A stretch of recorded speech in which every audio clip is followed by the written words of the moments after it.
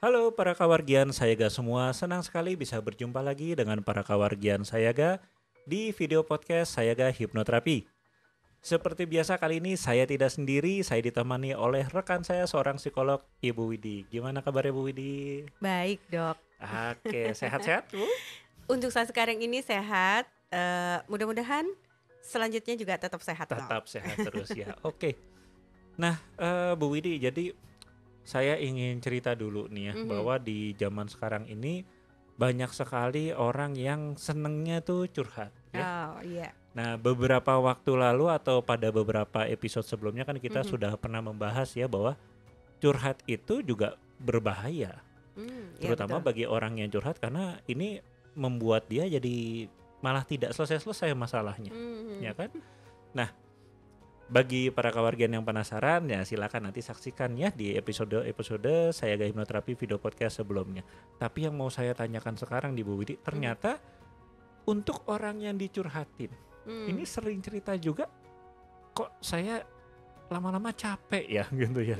Dengerin masalah A, B, C, D terus-terusan tuh kayak nggak selesai tuh. Betul. Nah ini sebetulnya fenomena ini seperti apa sih Bu? Ya. Iya betul dok. Apa namanya, untuk orang ya yang curhat, memang sebenarnya kan ini ada plus minusnya untuk orang yang curhatnya ya, yang punya masalahnya. Plus minusnya itu kan seperti yang pernah kita bahas sebelumnya gitu kan, bahwa dia juga bisa seolah-olah membuang sampah ya. Saya punya emosi, saya punya kekesalan, saya punya masalah gitu. Jadi seolah-olah buang sampah, dia lagi buang sampah gitu ke orang lain, dia cerita gitu. Tapi kan bermacam-macam juga bukan tujuan ya, pengharapan dari orang yang dicurhatinya atau orang yang sedang dia jadikan tempat curhat. Bisa saja orang yang sedang punya masalah tadi memang benar-benar ingin mendapatkan solusi, atau memang ya sekedar saya sih cuma pengen ngobrol aja, pengen cerita aja, mau didengerin mau enggak, masa bodoh istilahnya kan begitu. Ada yang bicara seperti itu ya dok ya. Nah itu yang mungkin positifnya buat dia. Tapi yang negatifnya adalah buat yang punya masalah tadi ya, negatifnya adalah dia mungkin kalau yang mengharapkan penyelesaian mungkin tidak mendapatkan apa-apa. Karena bukan profesional, bukan ahli profesional yang memang dia memberikan solusi, bisa memberikan solusi, bukan pada orang yang tepat. Nah sekarang bagaimana dengan orang yang dijadikan tempat buang sampahnya tadi gitu kan, yang seolah-olah ya itu tadi kan peribahasanya. Tadi sebelum kita bicara gitu ya di sini, dokter juga bilang bahwa ini seolah-olah kita lagi bersih-bersih halaman kita, tapi buang sampahnya tuh ke tetangga. Nah ya itulah yang terjadi. Kita sih udah lepas, kita sih udah kayaknya enak gitu. Kalau misalnya orang yang dijadikan tempat curhat, misalnya itu teman baik kita, sahabat bisa saja dia pada akhirnya lama-lama nih orang nyampah melulu gitu kan, kotor jadinya tempat kita. Jadi artinya begini, kadang orang yang punya masalah suka tidak tahu waktu. Langsung dia nelfon, langsung dia ngechat gitu, tolong dong aku nih lagi ada masalah gini-gini si ini gini gitu terus. Enggak ada waktu batasan, tidak tahu itu malam, mungkin tidak tahu ini waktu kerja, mungkin seperti itu. Jadi orang kan ngerasa keganggu. Itu mungkin yang menjadi negatifnya untuk orang yang dicurhatin ya, yang dijadikan tempat curhatnya. Apalagi kalau dia sudah mencoba memberikan solusi, si solusi ini juga tidak dijalankan, tidak diikuti gitu kan. Jadi yang ini orang maunya apa sih? Saya udah kasih saran gitu kan, tapi ternyata si saran itu tidak dia laksanakan. Nanti balik lagi dengan membawa masalah yang sama lagi, seolah-olah terus saja berulang lagi. Nah itu yang pada akhirnya kan membuat jengkel gitu. Beda kan kalau dengan tenaga profesional ya tentu kan istilahnya ada bayaran profesional lah ya. Karena di situ juga memang dia mendapatkan keuntungannya, diberikan penyelesaian masalahnya. Masalahnya diharapkan ya memang selesai itu. Nah ini makanya kenapa yang pada akhirnya judulnya kita itu adalah curhatmu membunuhku.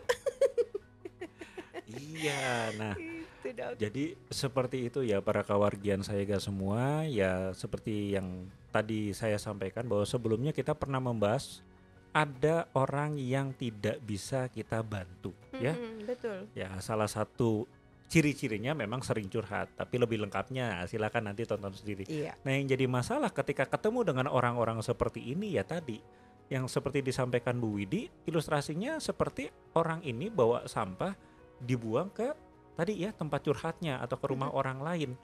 Ya kalau sekali dua kali sih mungkin ya oke lah, kita juga oke lah lagi banyak masalah ya kita bantuin lah beresin sampahnya sedikit-sedikit. Tapi kalau berlanjut terus lama-lama rumah dia bersih.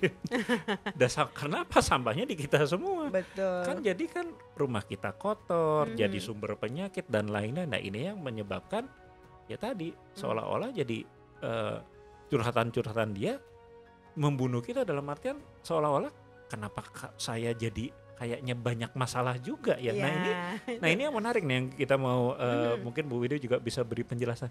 Ini apakah sebetulnya secara psikologis ya, secara psikologis ini apa menular sih ya tadi ya, orang tuh banyak mengeluh, banyak ya katakanlah susah mengendalikan kemarahan atau banyak kemarahan, banyak kesedihan, banyak ketakutan.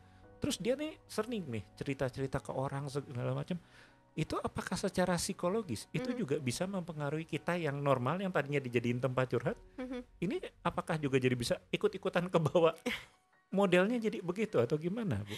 Ya ini sebenarnya ini saya hanya bukan mengulas ya, itu tidak akan membahas ini, cuman kalau misalnya saya bicara tentang vibrasi, bahwa orang itu membawa vibrasi negatif gitu ya, maksudnya dia sering curhat tentang masalah dia, itu akan seperti seolah-olah nembak ke kita gitu vibrasinya.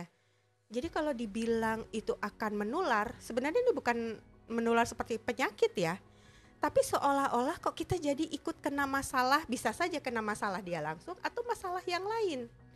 Masalah dia langsung contoh misalnya dia punya masalah dengan pasangannya, dia curhat dengan kita. Nah, ketika pasangannya tahu dia sering curhat sama kita, bisa saja si pasangannya mengintimidasi kita juga. Atau bisa juga ada beberapa kasus seperti itu yang saya tangani ya, klien-klien saya. Yang pada akhirnya klien saya menjadi dua orang jadi satu gitu. Maksudnya si sahabat ini yang dia menyampaikan bahwa saya punya sahabat gini-gini, saya jadi kena masalah, jadi ini gimana gitu ya. Nah, bisa saja seperti itu. Atau mungkin bisa saja malah curhatannya kita jadi tempat curhat yang double. Jadi si pasangan juga ikut curhat juga. Bukan mengintimidasi, tapi ikut curhat juga. Iya nih, istri saya begini.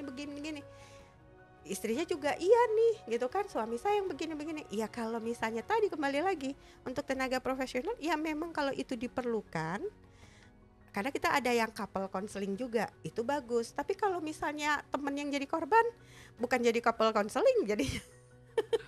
Nah ini memang yang menjadi ya banyak orang tadi ya tidak sadar bisa terjadi kasus-kasus seperti itu ya, bahwa kita bisa terkena efek atau dampak secara langsung ataupun tidak langsung. Secara langsung ya tadi, apalagi nih ya Bu ya deh, ini mungkin remaja zaman sekarang ya, perempuan curhatnya ke laki-laki, masalah pasangannya, wah tahu-tahu jadi terjadi cinta lokasi, akhirnya malah jadi berantem laki-laki.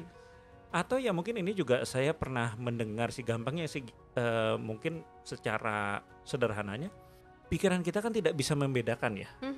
Ini masalah orang atau masalah kita kadang-kadang kan, ya. Seperti misalnya kita fobia anjing, ya kan? Kan kadang-kala kita dihadapkan pada anjing yang sebetulnya nggak ada masalah kan, ya dia nyantai saja, dia duduk-duduk di situ tenang-tenang saja. Tapi yang jadi masalah kan di sini sudah berpikir anjingnya mau gigit segala macam. Nah, ketika kita banyak mendengar permasalahan seseorang dan kita berpikir, oh kalau masalah itu gimana ya? Oh masalah ini kan sama saja, tetap pikiran kita tidak bisa membedakan itu masalah orang atau itu masalah orang ini gitu. Betul. Akhirnya tetap itu menjadi beban pemikiran. Akhirnya hidup yang sudah mungkin happy-happy saja, nah ini jadinya bermasalah. Betul. Nah, ini juga mungkin ini juga menjawab pertanyaan banyak orang nih ya, karena banyak orang yang masih menganggap ngapain ke psikolog, dah cuman curhat doang, dah curhat mah bisa sama temen. Iya. Nah ini yang mungkin juga dari katakan keahlian Bu Widi sendiri sebagai seorang psikolog. Nah ini bedanya apa nih gitu kan, kalau tadi menceritakan masalah ke psikolog dengan tadi curhat ke orang. Nah bagaimana? Nah ini yang bedanya. Kalau ke orang dulu ya dok ya. Ini kalau dengan orang yang nggak tepat, misal ya, bukan orang yang tepat gitu. Artinya kalau dibilang, kan sekarang ada yang bilang gitu kan, untuk teman itu bisa katanya nusuk dari belakang kayak gitu kan. Seperti teman tapi ternyata musuh gitu. Jadi ketika kalau curhat itu, wah ini kesempatan nih buat saya. Oh iya gitu kan, kadang-kadang seperti itu. Karena dia curhat di tempat yang salah. Atau malah kebalikannya. Dia dengerin tapi ya cukup mendengarkan aja, nggak dapat apa-apa.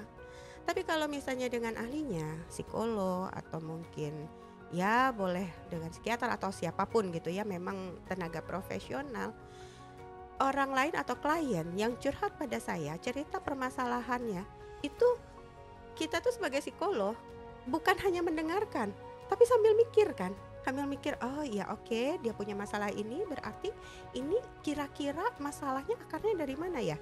Nah itu yang akan membantu kita untuk menggali lagi lebih dalam atau mengorek permasalahan dia agar clear apa yang saya menjadi yang saya duga gitu kan, mungkin masalahnya dari ini itu bisa menjadi data buat saya apa yang harus saya lakukan kepada dia. Tapi kalau untuk orang lain, nanyanya tuh kepo.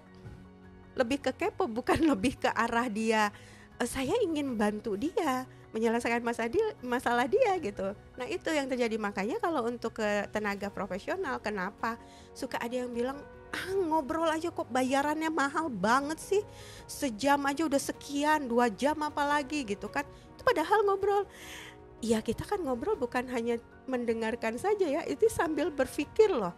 Kalau misalnya nanti harus diterapi menggunakan teknik terapi apa gitu, nanti selanjutnya kalau counseling kita apa yang akan kita selesaikan atau apa yang akan kita klarifikasi atau apa yang akan kita lakukan selanjutnya, itu kan kita sambil berpikir ya. Tadi yang dibicarakan oleh klien kita menganalisa, kemudian kita membuat program selanjutnya pertemuan dengan klien kita itu. Apa yang akan kita lakukan selanjutnya, lebih ke sana ya, otomatis gitu. Mungkin karena memang kita profesional atau kita bekerja gitu kan, itu ya akan ada mungkin harga ya lebih bilang gitu. Tapi kalau untuk teman kan ya, karena kalau misalnya nggak bayar apa-apa, masa lu mau minta lebih katanya gitu. Ada anggapan seperti itu. Ya kemampuan saya juga cuman segini, cuman mendengarkan, ya sudah gitu, terima saja. Kalau misalnya kamu minta saran, ya saran juga ujung-ujungnya kalau misalnya dia ngeluh terus, contohnya misalnya masalah pasangan, akhirnya ujung-ujung ribet banget sih. Dari dulu udah 3 tahun saya ngedengerin masalah lu, katanya gitu-gitu aja, udah deh mendingan putus, udah deh mendingan cerai. Kan ujung-ujungnya begitu kalau orang ya. Nah itu tadi ya perbedaan terbesar ya, ketika kita katakanlah curhat dengan orang yang ya katakanlah memang bukan basicnya di istilahnya fasilitator untuk penyelesaian masalah ya, atau ke teman biasa lah istilahnya ya, dengan kita curhat ke tenaga profesional. Ya mungkin yang perlu digarisbawahi tadi adalah perbedaan terbesarnya adalah ketika kita curhat kepada tenaga profesional, maka tenaga profesional itu akan melihat akar permasalahannya di mana ya. Iya, betul. Ada analisa yang akan dilakukan. Kenapa? Karena sekali lagi tujuannya juga sudah berbeda. Kalau Anda ke tenaga profesional, ya jangan sekali-sekali Anda berpikir saya mau curhat tanpa tujuan, ya tentunya tidak. Karena kembali lagi, tenaga profesional dibayar untuk memberikan Anda, nah ini satu tambahannya lagi selain analisa akar masalah, yaitu solusi ya. Iya, betul. Tadi berupa program-program pengembangan diri, atau pengatasan, mungkin saja itu terjadi permasalahan karena ada trauma tadi, luka batin dan segala macam. Nah, itulah yang membedakan, ya. Jadi curhat Anda tidak akan membunuh tenaga profesional, tenang, karena kami memang berbeda konsepnya, ya. Ketika mendengarkan Anda sebagai tenaga profesional dengan sebagai teman Anda, tentu itu akan sangat berbeda.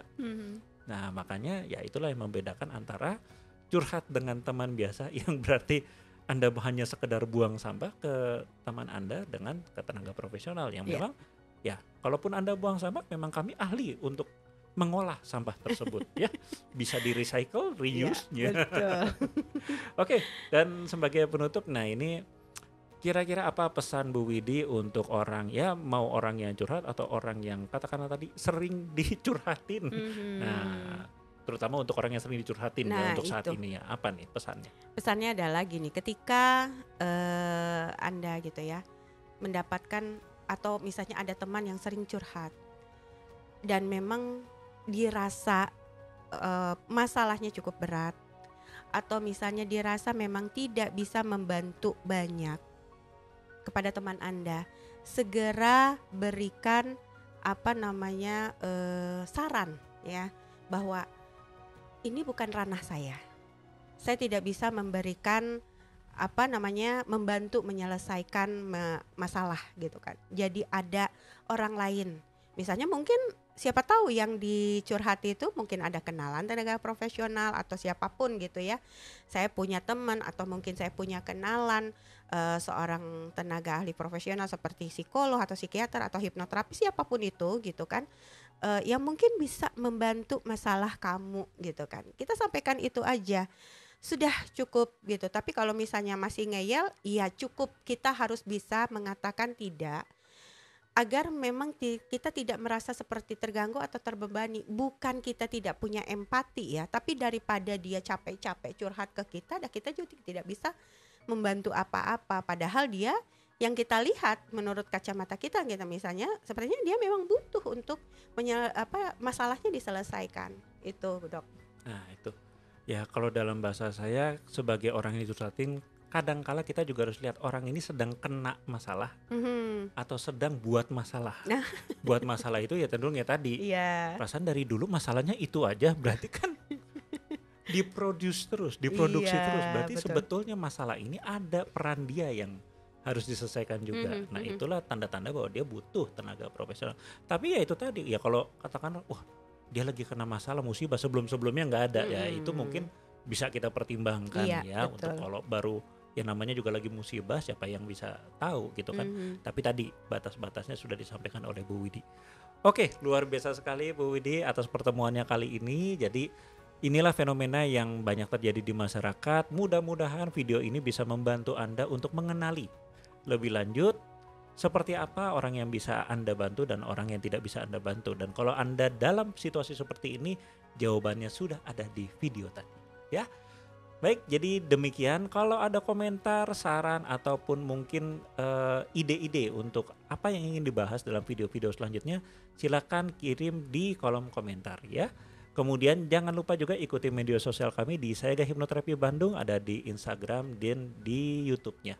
Jika Anda juga ingin mengetahui tentang hipnoterapi ataupun hipnosis, boleh juga kunjungi website kami di hipnoterapibandung.com. Terima kasih, salam eling, waspada, lan sayaga.